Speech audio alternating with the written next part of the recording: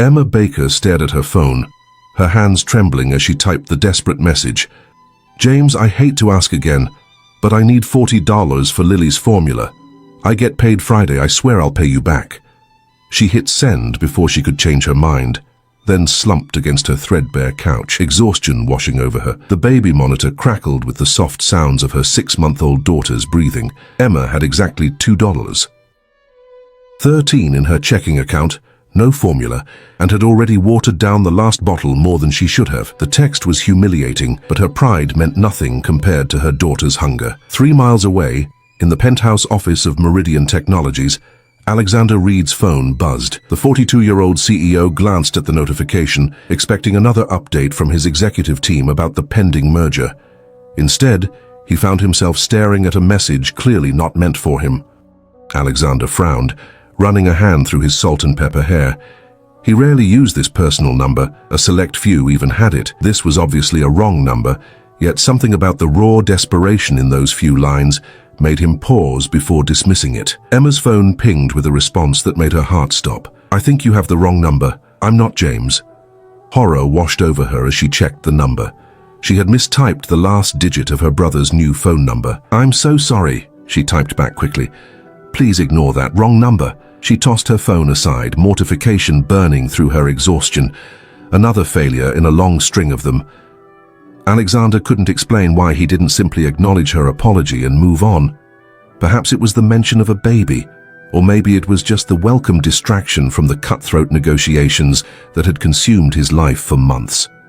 Is your baby going to be okay? He typed, surprising himself. When Emma saw the response, she blinked in confusion. Why would a stranger care? Her first instinct was caution. She'd heard plenty of stories about predators online, but exhaustion and desperation weakened her usual defenses. We'll manage, she replied curtly. Sorry to bother you. I could help, came the immediate response.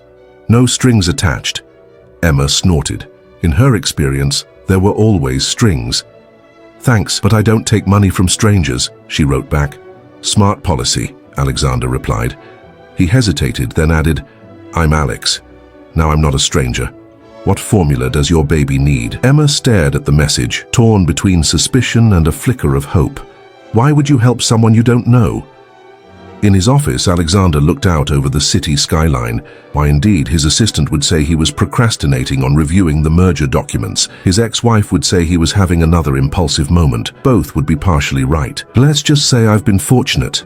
And I remember when I wasn't, he replied. It wasn't the whole truth, but it wasn't a lie either. Emma's exhaustion clouded her judgment. She hadn't slept more than 3 consecutive hours in days. The formula was En Famille Gentlis. Lily had colic, and it was the only brand that didn't make her scream for hours. It was also the most expensive one on the shelf. I don't feel right about this, she typed. What's your Venmo? Alexander asked. Emma hesitated, then sent her username. What did she have to lose? She could always block this person if things got weird. Seconds later, her phone buzzed with a notification. Emma gasped. This Alex hadn't sent $40. He'd sent $400. This is too much, she typed frantically. I can't accept this. Consider it an advance for the next few months, Alexander replied.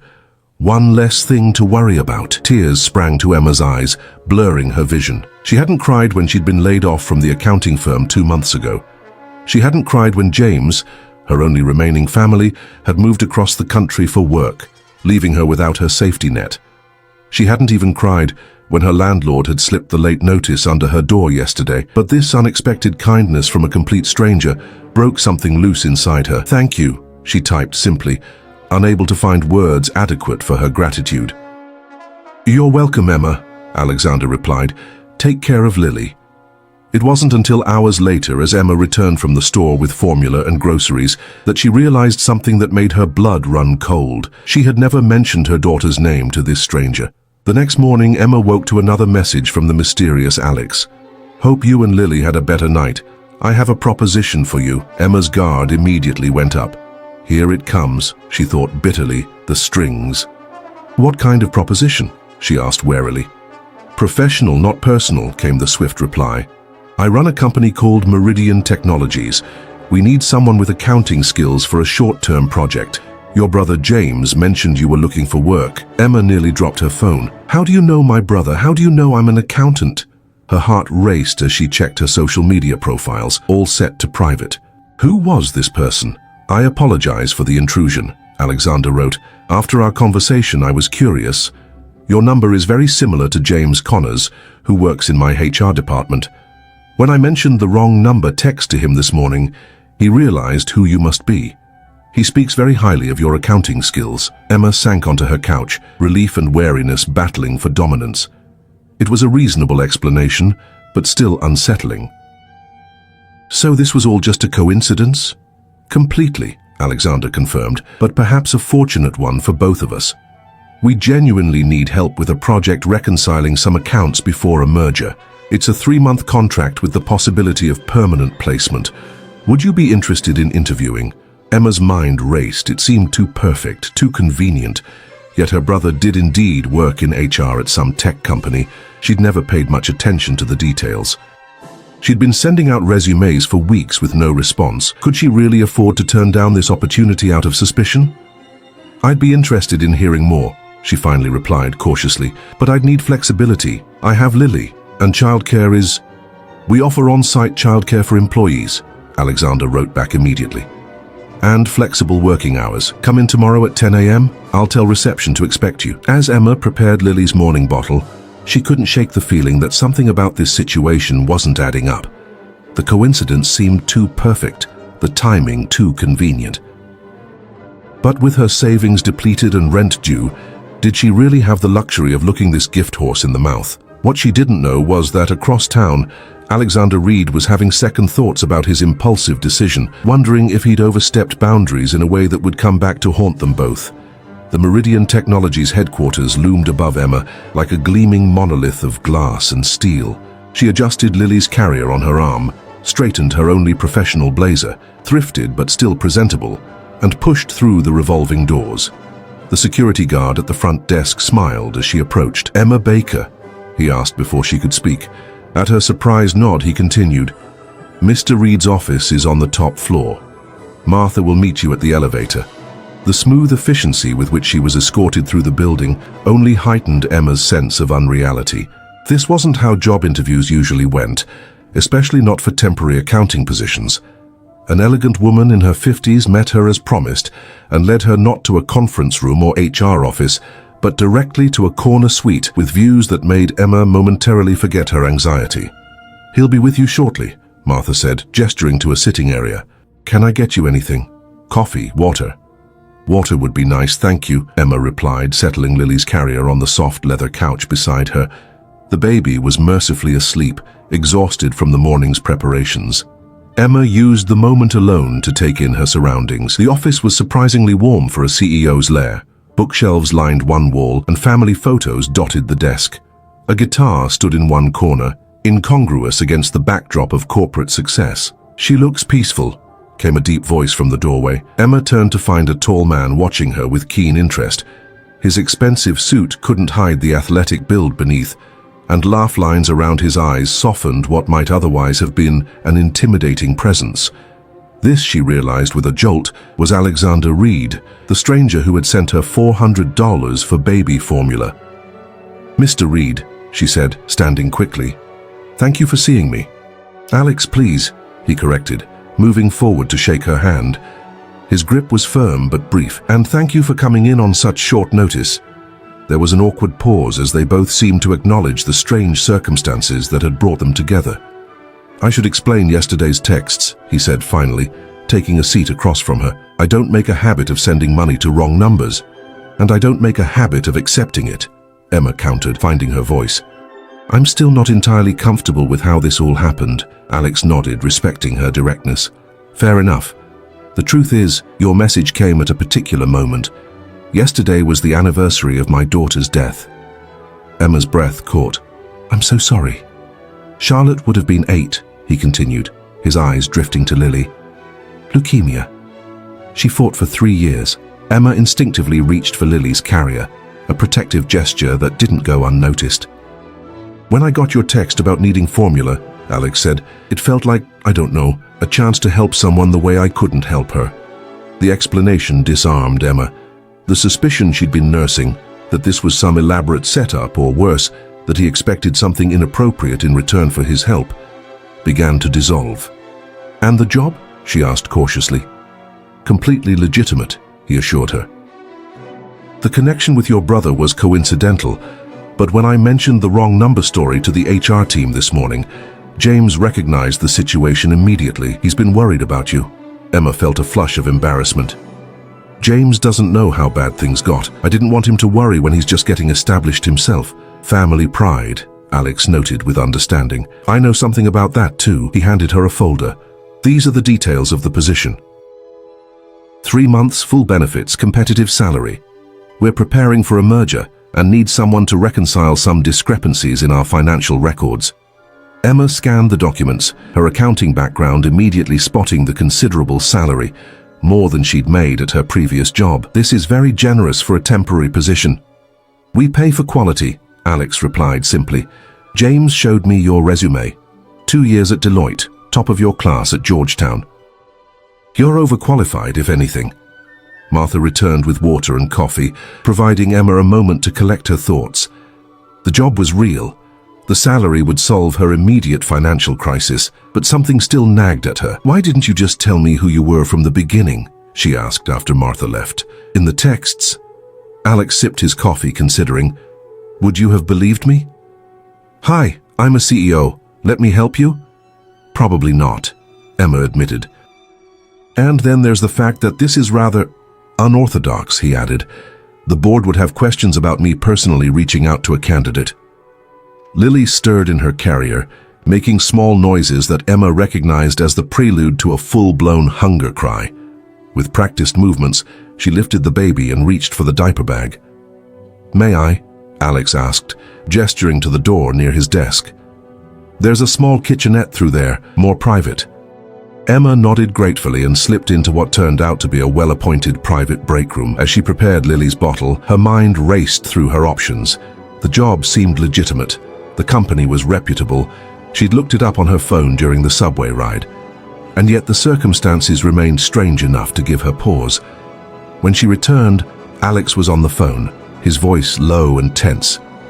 "I don't care what Patterson thinks. We're not selling that division. Because I gave my word to those employees, that's why." He caught sight of Emma and quickly ended the call. "Sorry about that. Merger negotiations are always tense." Emma settled back on the couch with Lily in her arms. "It sounds complicated. Business usually is," he replied, watching as she fed the baby. "You're good with her." "I had to be," Emma said softly.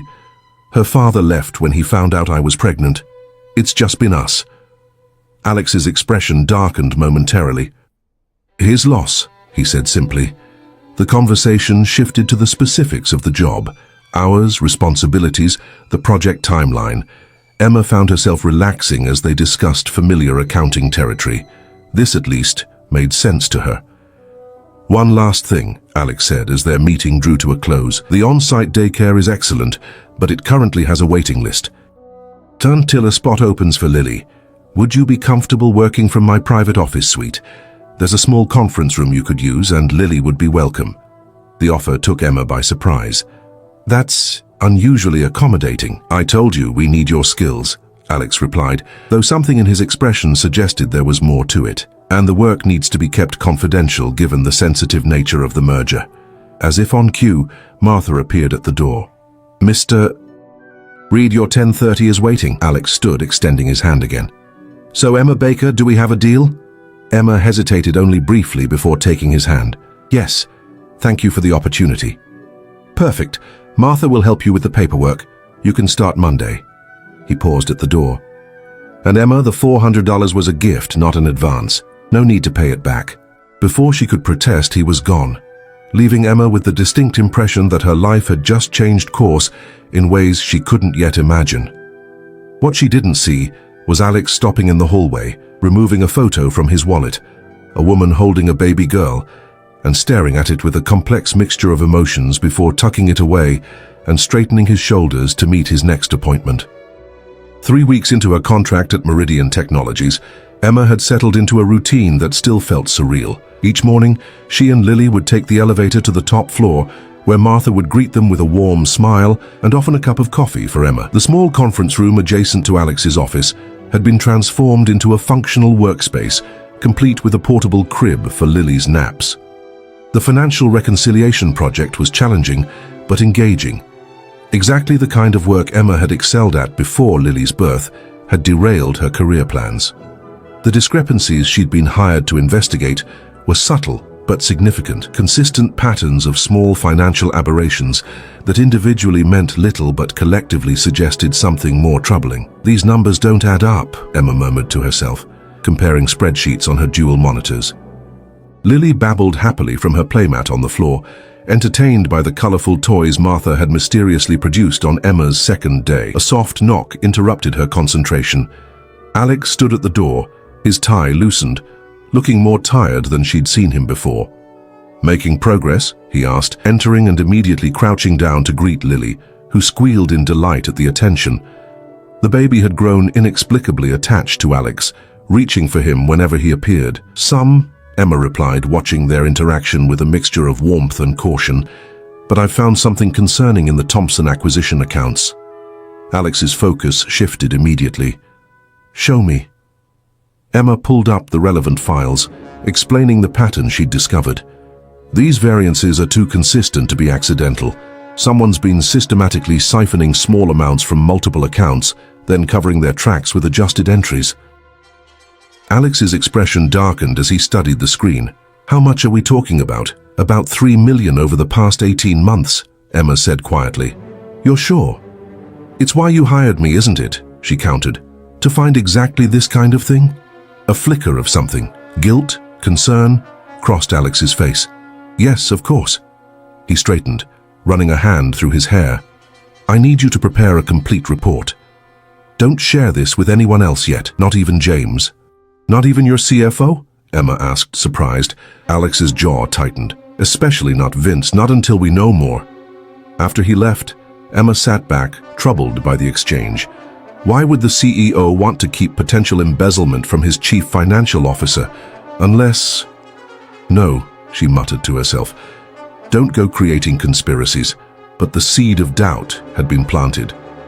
That evening, after putting Lily to bed in their now considerably more comfortable apartment, thanks to her Meridian salary, Emma began her own investigation. By midnight, she had compiled a disturbing timeline. The financial discrepancies had begun shortly after Vincent Harmon had been appointed CFO, following the unexpected resignation of his predecessor. The next morning, Emma arrived earlier than usual, determined to speak with Alex before the day's meetings began. She found his office dark, which was unusual. He typically arrived before everyone else. A text notification lit up her phone. "Emergency board meeting. Use the time to finish your report. We'll talk later, eh?" The vague message did nothing to ease Emma's growing unease. She settled Lily in her play area and dove back into the financial records, expanding her search parameters. By lunchtime, her suspicions had solidified into certainty. Someone high up in Meridian was systematically embezzling funds, and the pattern suggested intimate knowledge of the company's financial oversight systems. Emma was so engrossed in her work that she didn't notice Vincent Harmon until he was standing in her doorway, his imposing figure blocking the light.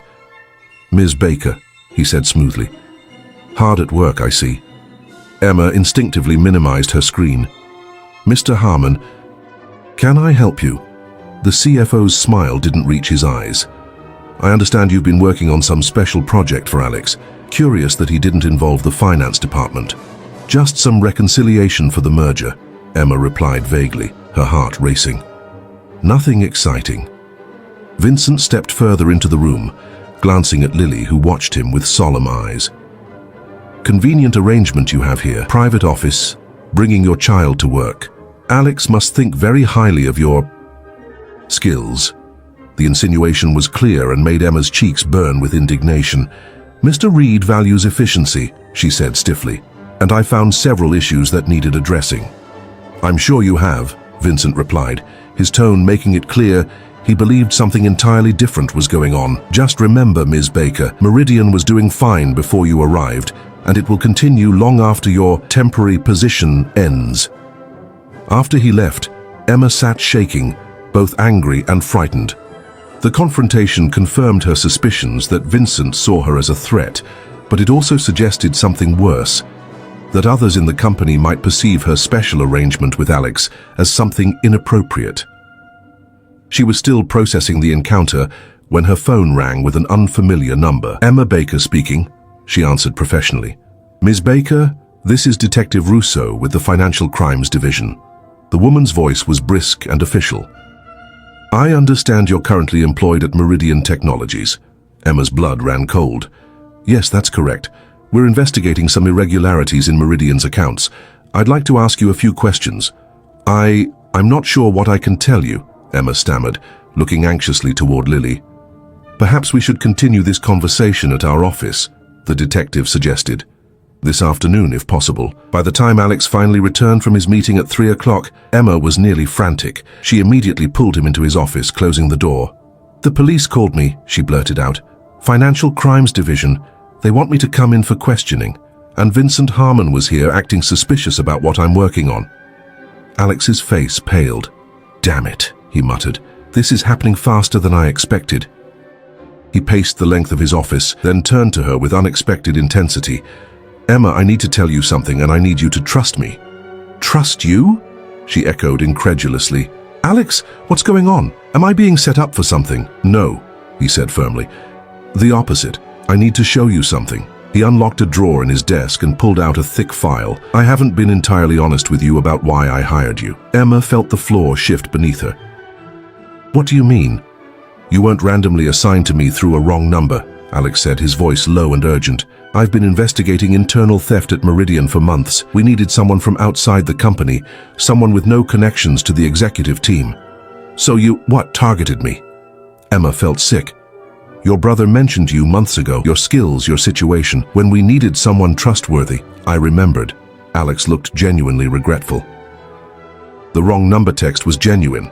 That part was coincidence. But once I realized who you were, I saw an opportunity. "You manipulated me," Emma whispered, thinking of Lily, of how vulnerable they had been. "You used my financial situation, my desperation, to give you a legitimate job that you're excellent at," Alex countered. "Yes, I had ulterior motives for hiring you, but not the kind you're thinking. I'm working with the FBI on this, Emma. Vincent Harmon isn't just embezzling. He's laundering money through our international divisions." Emma sank into a chair, her mind racing. "The detective who called is legitimate," Alex confirmed. "But you need to be careful what you tell her. We don't know who else might be involved." Before Emma could respond, Martha burst into the office without knocking, something she'd never done before. "Alex," she said, her usual composure shattered. "They're here, board security and the police. They're saying," she faltered, looking at Emma with confusion. "Saying what, Martha?" Alex prompted, already moving toward Emma and Lily. "They're saying you've been embezzling funds. They have a warrant for your arrest and they specifically mentioned Ms. Baker as an accomplice." Emma clutched Lily to her chest, a cold wave of terror washing over her. "This can't be happening." Alex's face hardened as he made a swift decision. "Martha, use the private elevator. Get Emma and Lily out of the building now. Take them to the safe house." "The safe house?" Emma repeated, feeling as though she'd stumbled into some bizarre thriller movie. "Alex, I can't just—" "Emma," he interrupted, gripping her shoulders and looking directly into her eyes. "Listen to me carefully. Vincent knows you found evidence against him. He's trying to frame us both. If you stay here, they'll separate you from Lily while you're being questioned." The thought of being separated from her daughter was enough to galvanize Emma into action. She quickly gathered Lily's things, while Martha collected the files from Emma's desk. "What about you?" Emma asked Alex as they moved toward a hidden door behind his bookcase. "I'll handle this," he said grimly. "I have allies on the board. Just stay safe until I contact you." He hesitated, then added more softly, "I'm sorry for not being completely honest. But I swear everything else, the way I feel about you and Lily, that's been real." Before Emma could process his words, Martha was guiding her through the hidden passage to a private elevator, leaving Alex to face the approaching storm alone. The safe house turned out to be a modest but comfortable apartment in a secure building across town. Emma paced the living room, Lily finally asleep in the portable crib Martha had somehow procured along with diapers, formula, and other essentials. "You seem very prepared for this," Emma observed, watching the older woman efficiently arrange supplies in the kitchen. Martha's normally pleasant expression was serious. Alex has always been careful. When the discrepancies first appeared 6 months ago, he knew something was wrong. "So all of this was planned?" Emma asked, struggling to reconcile her feelings of betrayal with the evidence that Alex had been working to expose corruption, not perpetrate it. "Not all of it," Martha replied, her expression softening. "Finding you was genuine coincidence, but Alex recognized an opportunity when he saw it, someone with the skills we needed, with no connections to Vincent's network." "But why not just go to the authorities from the beginning?" "He did," Martha said, "but Vincent has powerful friends. The first investigation was quietly closed due to lack of evidence." She handed Emma a cup of tea. "Alex needed irrefutable proof before moving forward again, which I found," Emma realized. "Which you found," Martha confirmed. Emma sank onto the couch, overwhelmed. "And now, I'm hiding in a safe house like some character in a thriller, while Alex is possibly being arrested for crimes he didn't commit." "Alex can take care of himself," Martha assured her, though worry lines creased her forehead. "He's been preparing for this confrontation for months." Hours passed with no word. Emma tried to distract herself by reviewing the files Martha had saved, looking for anything that might help Alex's case. Around midnight, her phone buzzed with a message from an unknown number. "Are you safe?" "Yes," she typed back cautiously. "Is this A?" "It's me," came the reply. "Had to ditch my regular phone. Police took my devices but released me for now. Vincent's playing this carefully, making it look like he's the one who discovered the embezzlement." "What happens now?" Emma asked. "Now we use what you found. My contact at the FBI is meeting us tomorrow, 10 a.m. Emma stared at the message. "Us?" "If you're willing. You found the evidence. You can explain it better than anyone." Emma glanced at Lily, sleeping peacefully, unaware of the chaos surrounding them. By agreeing to meet with the FBI, she'd be stepping directly into a dangerous situation, potentially making herself a target. The sensible thing would be to take Lily and disappear. She had enough money saved now to start fresh somewhere, but running would mean Vincent Harmon and his accomplices might escape justice. It would mean abandoning Alex after he'd put himself at risk trying to do the right thing. Despite his deception about how they met, everything else, the job, the accommodations for Lily, the respect for her work, had been genuine. "I'll be there," she replied. The next morning, after Martha arrived to watch Lily, Emma met Alex at a nondescript office building downtown. He looked exhausted, but managed a relieved smile when he saw her. "You came," he said simply. "I almost didn't," Emma admitted. "Part of me still thinks this is crazy." "It is crazy," Alex agreed, guiding her inside with a gentle hand at her back. "But it's also necessary." The FBI agent, a sharp-eyed woman named Keller, listened intently as Emma walked through her findings, explaining in detail how the embezzlement scheme worked and how it had been disguised. "This is exactly what we needed," Agent Keller said when Emma finished. "Clear evidence of both embezzlement and money laundering." She turned to Alex. "The board meeting scheduled for this afternoon. Vincent will be there?" Alex nodded. "Along with the board members who've been protecting him." "They're planning to formally accuse me and vote me out." "Perfect," Keller smiled thinly. "We'll be ready." The plan was straightforward but risky. Alex would attend the board meeting as expected. Emma would wait with the FBI team in an adjacent room, ready to present her evidence once Vincent made his accusations. The timing would be crucial. They needed Vincent to explicitly lie to the board with federal agents present. As they prepared to leave for Meridian Technologies, Alex pulled Emma aside. "If this goes wrong," he said quietly, "Martha has instructions to get you and Lily out of the country. There's an account set up in your name with enough to start over." Emma stared at him, stunned by the extent of his contingency planning. "It won't come to that," she said, with more confidence than she felt. "Just in case," Alex insisted, pressing a small envelope into her hand. "And Emma, thank you for trusting me even after everything." The board meeting began precisely at 3 o'clock. Emma watched through a monitor in the next room as Vincent Harmon stood to address the gathered executives, his face a mask of regretful duty. "It pains me to present these findings," he began, distributing folders to each board member. "But the evidence is clear. Alexander Reed, with the assistance of an outside accomplice named Emma Baker, has been systematically diverting company funds to offshore accounts. Emma felt sick hearing her name spoken with such calculated malice. On screen, Alex remained impressively calm. "That's a serious accusation, Vince," he said evenly. "I assume you have proof." "The proof is in front of you," Vincent replied smoothly. "Financial records don't lie." "No, they don't," Alex agreed, "which is why I'd like to introduce some additional evidence." He nodded toward the door, the signal they'd arranged. Agent Keller opened the door, and Emma entered the boardroom with 2 FBI agents flanking her. The shock on Vincent's face was momentarily satisfying before it transformed into calculated composure. "Ms. Baker," he said coldly, "how convenient." "Here to defend your benefactor." "Actually," Emma replied, "I'm here to explain how you've been stealing from Meridian for the past 18 months. For the next 30 minutes, Emma walked the board through her findings, methodically dismantling Vincent's false narrative while the FBI agents distributed her report. She explained how Vincent had created a sophisticated system of small diversions, hidden accounting adjustments, and falsified reconciliations to mask the theft of millions. "The pattern begins precisely 3 weeks after Mr. Harmon became CFO," Emma concluded, "and the money trail leads directly to shell companies where he's the beneficial owner." Vincent's face had grown increasingly pale as she spoke. When she finished, he glanced toward the door, clearly calculating his chances of escape. "Don't," Agent Keller warned, noting his gaze. "The building is secured." What happened next occurred so quickly that Emma would later struggle to recall the sequence. Vincent lunged across the table toward her, something metallic flashing in his hand. Alex moved without hesitation, placing himself between them.